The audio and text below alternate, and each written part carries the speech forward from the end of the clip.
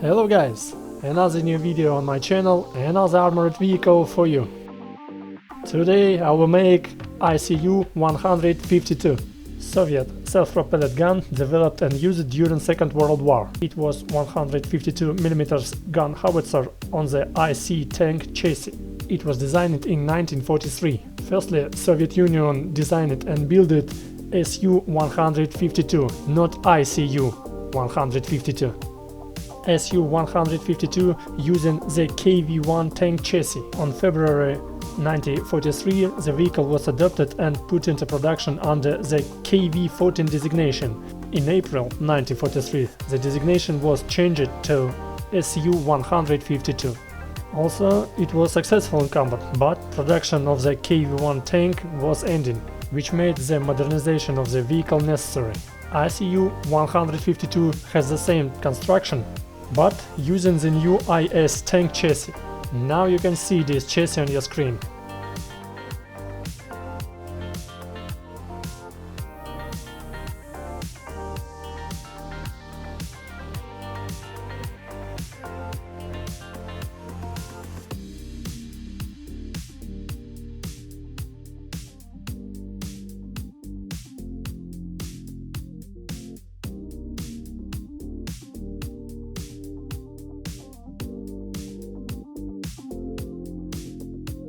The ISU-152 followed the same design as the most other Soviet self-propelled guns. The fully armored hull was divided into two compartments. Now you can see in frontal part fighting compartment for the crew, gun and ammunition, and engine and transmission in the rear.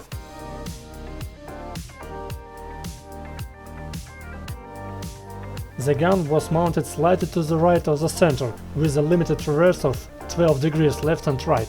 The crew consisted of 4 or 5 men placed in the hull. 3 of the crew were to the left of the gun, driver to the front, then the gunner and the last the loader. Behind the driver's seat at the bottom of the hull was one emergency hatch, which had an armored cover. The vehicle commander and lockman who operated the gun bridge were to the right side of the gun, commander to the front and the lockman behind. When the crew consisted of 4 men, the loading was carried out by the lockman.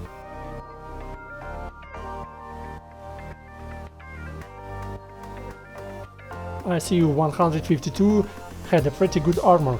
19mm of sloped frontal armor provided excellent frontal protection from the 75mm KVK-40 gun of the Panther 4 tanks and Stuck family. Hull side had from 75 to 60 mm of armor. In contrast to the SU-152 had only 65 mm armor in frontal part. ISU-152 equipped it with V2IS 12 pistons diesel engine with 520 horsepower and with mechanical transmission. After war, the V2IS engine was replaced by the engine V54K. 12 and 24 volt electrical power supplies came from 1 kilowatt generator feeding 4 accumulator batteries. There were 3 internal fuel tanks, 2 in the crew area and 1 in the engine compartment, made it with the yellow clay. Now you can see it at the right side of engine.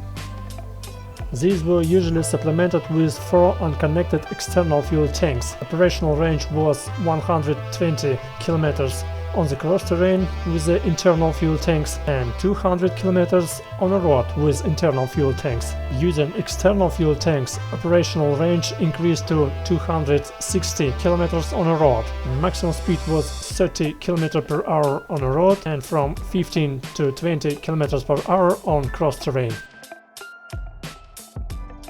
Main advantage of this vehicle was its main gun. It was armed with the 152mm ML20S model 1937 gun howitzer.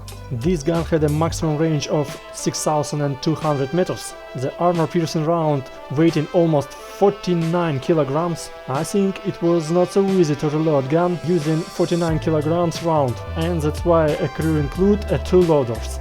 The armor-piercing round had a muzzle velocity of 600 meters per second and a maximum penetration of 125 mm of armor at 90 degrees at a range of 500 meters. It's not so many like in best anti-tank guns of Second World War, but very often crew of ISU-152 use high explosive round to shoot at enemy tanks. The massive blast effect from the heavy high explosive warhead was capable of blowing the turret completely off a Germany Tiger tank. Tiger 1 was excellent Germany heavy tank with good armor, and its turret weight was more than 11 tons. Just imagine how powerful was this ML-20S gun.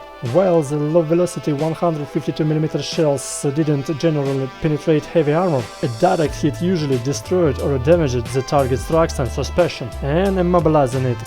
It frequently killed or severely wounded the crew through splintering inside the hull, as well as injury caused by blast concussion, and blast whale also just crushed the armor plates into pieces and fragments. The ammunition was limited only 20 rounds. It usually included 13 high explosive and 7 armor-piercing rounds. Replenishing the vehicle's ammunition supply took over 14 minutes and required a very strong loader. ISU-152 was equipped with ST-10 telescopic sight used for direct fire, but it was graduated only up to 900 meters. Also, gunner had a second panoramic sight. It was used for direct fire from 900 meters up to 3500 meters, and for no direct fire at the maximum range. However, it was problematic for the gunner to switch between the two. During the war, ISU-152 used in different roles as a heavy assault gun, and it was extremely valuable weapon in urban combat operation. This vehicle usually acted with 1 or 2 squad for protection from the Panther Faust-equipped units and enemy infantry. Its second role was a heavy tank destroyer. As I said earlier, it had a very powerful gun. For its ability to reliably kill the best protected German fighting vehicle, the Panther tank, the Tiger 1 and Tiger 2 tanks, and even the Raid Elephant and Jack Tiger tank destroyer, the Soviet soldiers gave it the nickname Zveroboy, which means beast killer. The soldiers really liked this vehicle. And the last way of use, the ISU-152 was also sometimes used as a self-propelled artillery for support on the battlefield with indirect fire at the maximum range.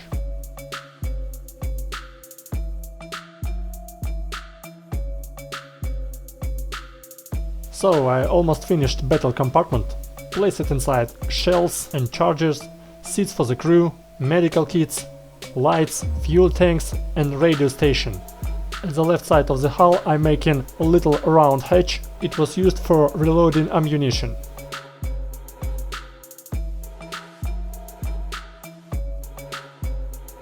During the war, 1,885 IC-152s were built. Mass production ended in 1947, with 3,242 vehicles produced in total.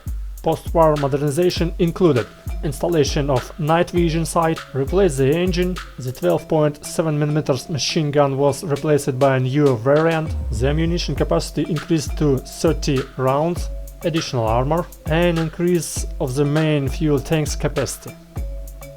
The ISU-152 were in service until 1980s by Soviet Union. It also used by Finland, Poland, China, Czechoslovakia, Northern Korea, Egypt and Romania. Interesting fact that the Soviet Union last time used this vehicle in 1986 in the accident at the Chernobyl nuclear power plant. It was used in the disaster cleanup and for the demolition jobs to demolish buildings.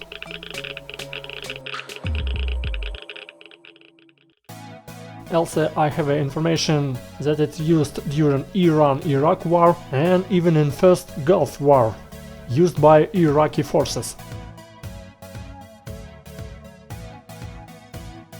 Okay guys, I almost finished my model, making last external parts, external fuel tanks, lights, shuffle and another tools, hatches and 12.7mm anti-aircraft heavy machine gun DCK-M.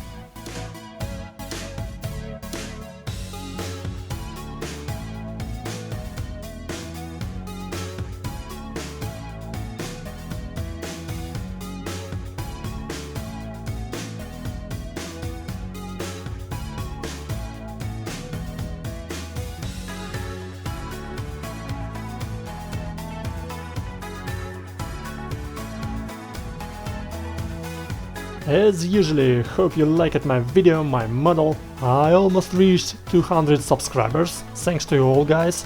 My new viewers, don't forget to subscribe and share this video with your friends. I'm doing my best for you.